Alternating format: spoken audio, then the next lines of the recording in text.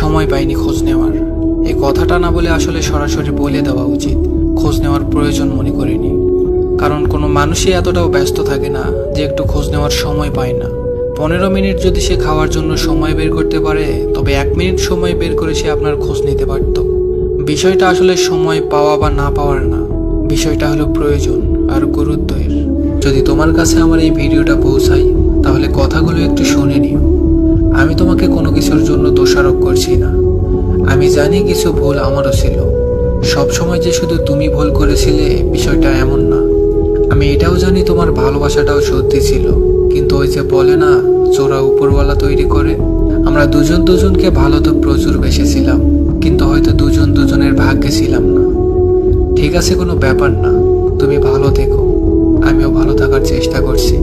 সবাই বলে সময়ের সাথে সাথে নাকি সব অভ্যাসগুলো চেঞ্জ হয়ে যায়, কিন্তু আমার কিছু কিছু অভ্যাস আজও তো পাল্টালো না।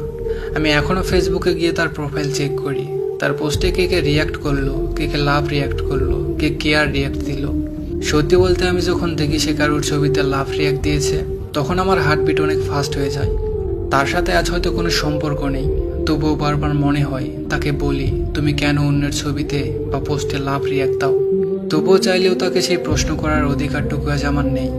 এভাবেই হয়তো একতরফা ভালোবাসাগুলো নিজের মধ্যেই সমাধি হয়ে থেকে যায় আজীবন।